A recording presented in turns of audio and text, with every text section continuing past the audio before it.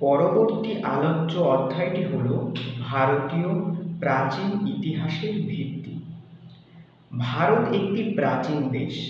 অনেক ভারতীয় পণ্ডিতদের মতে ভারতীয় সংস্কৃতি বিশ্বের প্রাচীনতম।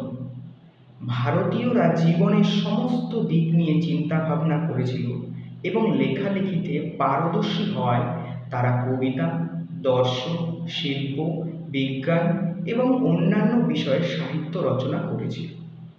Doctor R C. মজুমদার বলেন, ভারতীয় সংস্কৃতির সবচেয়ে বড় ত্রুটি হল ইতিহাস লেখার প্রতি ভারতীয়দের বিতৃষ্ণা। তারা সাহিত্যের সমস্ত অনুমানযোগ্য শাখায় নিজেদের প্রয়োগ করে এবং তাদের অনেকগুলি উৎকর্ষ সাধন করে।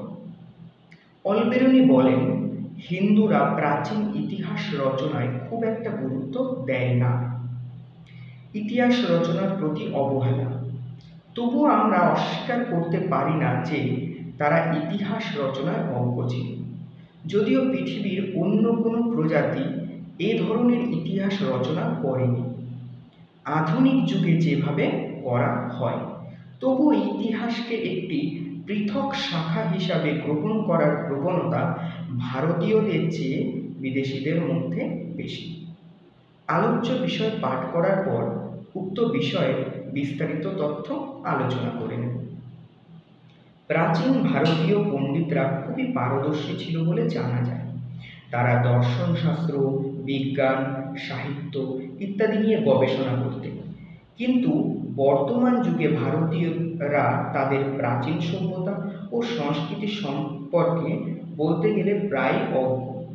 ভারতীয় ইতিহাস এমনই এক অধ্যায় যা বর্তমান যুগেও খুবই মূল্য বহনকারী। বিদেশি ঐতিহাসিকরা এগুলি নিয়ে অনেক গবেষণা করেছেন এবং বর্তমানেও কাজ চালিয়ে যাচ্ছেন। প্রাচীন যুগের মানুষদের রচিত বিভিন্ন গ্রন্থ ও শাস্ত্রগুলি একাধিক অজানা তত্ত্বের ভাণ্ডার এবং সেগুলি প্রাচীন ইতিহাসে একমাত্র ভিত্তি যার উপর নির্ভর করে প্রাচীন ইতিহাস সম্পর্কে বলা হয়। উক্ত স্লাইড এবং উক্ত আলোচ্য বিষয় পাঠ করার পর আশা করি সম্পূর্ণ অধ্যায়টি আমরা বুঝতে পেরেছি।